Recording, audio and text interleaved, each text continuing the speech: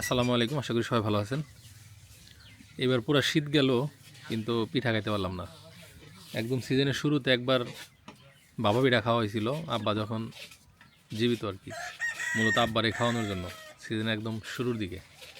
এরপরে গুড়ের এই পরিমাণ মানে হ্রাস ছিল যে আমরা যে নিজেরা পিঠা বানিয়ে খাবো বা আত্মীয় স্বজনদের আইনা খাওয়াবো সেটা সম্ভব হয়নি। তো খেজুরে গুড়ের সিজন অলমোস্ট শেষ, আর মনে হয় 4-5 দিনের মতো থাকবে। তা আজকে যে না, এখনো শীত, এই যে উত্তরা বাতাস আছে, এখনো শীত। হ্যাঁ, না আর খেজুরের গুড় যেটা, এটা তো তোমার ফ্রিজে রাখলে 12 মাসই খাওয়া যায়। হ্যাঁ, তো তারপর আর উপলক্ষ লাগে আর কি। এই যে আমার শালিরে অনেক দূর থেকে নিয়ে আসছি, অনেকদিন পরে আসছে আমার শালি, তো এই উপলক্ষে এটার বলে আমাদের এলাকায় সেওই পিঠা। এটা অনেক কষ্টসাধ্য একটা কাজ। প্রথমে হলো যে কি, হ্যাঁ ওই সিদ্ধ কইরা মানে ডো বানাইতে হয় একটা, তারপর আবার একজনে এলো এরকম গোল গোল ওই কেসার মতো বানায় কি, হ্যাঁ কি কেসার মতোই তো। তো এরপরে আবার একজন ডাইন হাত বাম হাত দিয়ে ঘষে ঘষে, এটা ডাইন হাত ওটা বাম হাত, আচ্ছা ঠিক আছে, তাহলে মূল ঘষাটা ডাইনে হইতেছে, সমস্যা নেই। তো এরকম কেউ যদি থাকে যে ঠিক মতো বাথরুম থেকে ওয়াশ করে না, তাহলে ওটা বেশি মজা লাগবে আরো।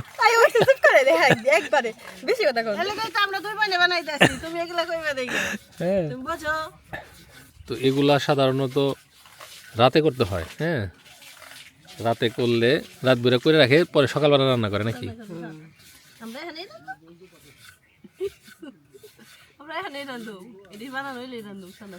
সন্ধ্যায় রান্না করবা?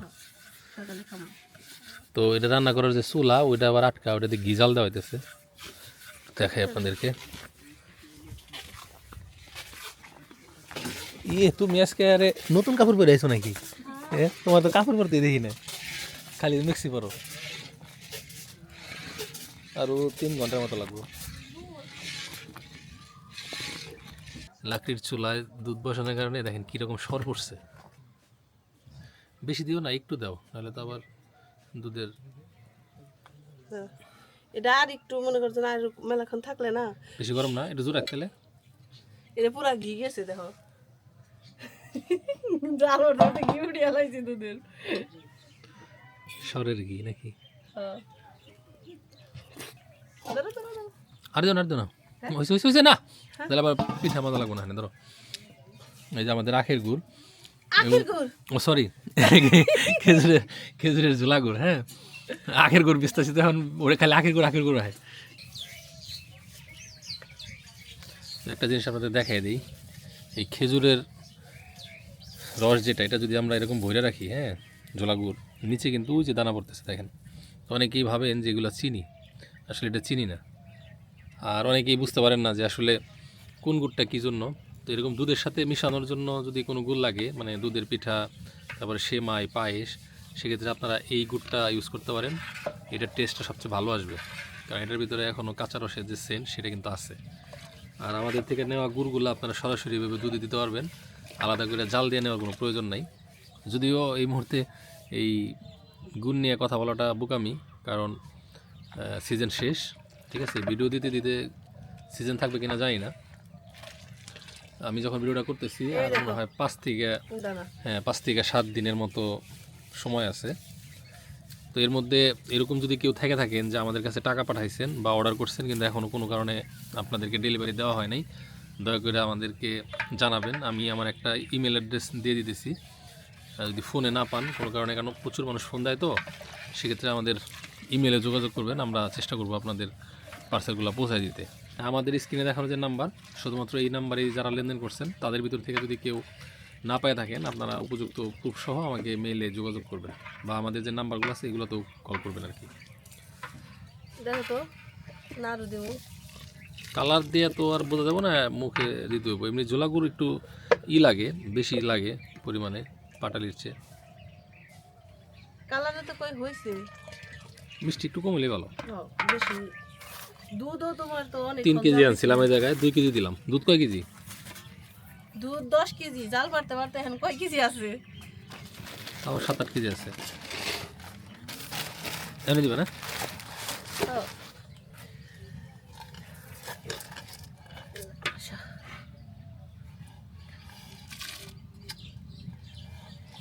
মা বানায় তো আরো ছোট ছোট সেমাই, ওইটাও ওটা তো আলাদা মজা। হাত দিয়ে বানাইতো। এটা আমি সরাই, তুমি ভালো করে দাও। হ্যাঁ,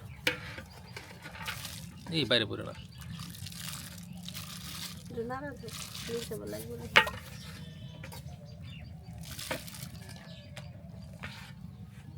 কি হয়েছে, কি সমস্যা? না, গরম তাপ লাগে? লাগে একবারে বড় চলে না। তাহলে একবার ডাইলে দাও নাকি, একবার ডাইলে না দাও না? একবারে ঢেলে দেবো। আর উপর থেকে দাও তাহলে আস্তে আস্তে। বেশিও নাকি হ, তাহলে দিও না, এত দিতে হবে না। বেশি হলে কিন্তু আমার মজা লাগবে না। এই যে দেখো আন্টি তোমার জন্য কি রান্না করেছে। ওদিকে ওদিকে সরে বসো। ওই যে রিহানা খেতে যায়, দেখছো? ওই আল্লাহ, একটু না আর কয়দিন পরে। Thank you. আমার পোলা কি এমন করতেছে শম্পা, ই আল্লাহ। আর কয়দিন বাবা? আর মাত্র 5 দিন পরে তুমি খেতে পারবে। শুই নাই, খুশি হয়ে গেছে গা। দর্শক সম্ভব পড়ে গেল, বিষ না কেমন জানি গোল এমন হয়ে গেছে কে। নালগড়া নিয়ে গেছে ভাঙে গেছে মিস্ত্রি। স্বাদ হয় নাই? তোর আর মুখের এক্সপ্রেশন মনে দিছে। হ্যাঁ, স্বাদ হয় নাই? হ্যাঁ, আঠা আঠা হয়েছে বেশি। আঠাটা হয়তো ভালো। দেখি বিসমিল্লাহ। খাওয়ার জন্য পাগল হয়ে গেছে একবারে। না না না, দিস না দিস না, দুধের জিনিস তো দেওয়া যাবো না। তা গরুর দুধ বাচ্চাদের কই মজা দিছে। এটা তো এমনি নেবো, হুম, সকালবেলা আরো মজা লাগবে। ঠান্ডা হইলে। হ্যাঁ তবে এটা আমার কাছে কোনো পিঠার ইয়েতেই পড়ে না। আমার কাছে দুধ কলি ভালো লাগে। বুঝলেন, একটু নাগেল টাগেল থাকে, এর মধ্যে তো ওরকম কিছুই নেই, খালি জাস্ট হ্যাঁ এই পায়েসেরই একটা হাতের ময়লা।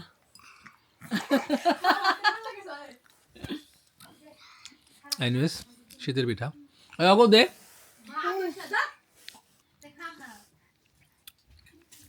আমি দুপুর থেকে খালি সর খাই। খাও। ওই সবারে খাওয়াইছো না ভাবি গো? ভাবি তো সবাই চুলাই দিয়ে দিছি, সবাই অনেক প্লেট নিয়ে। আর এই যে মেয়ে ঠান্ডা লাগে, নাক দাদাতে লাল হয়ে গেছে মুখের এই জায়গাটা। তাও তো পরবো না কিছু। তাও শীতের জামা পরা নেই। শীতের জামা পরবো তুমি এখন, ঠিক আছে? এই খালি মোজা লইব। এখান থেকে ঠান্ডা লাগতেছে না? না হ্যাঁ, আমি আসি।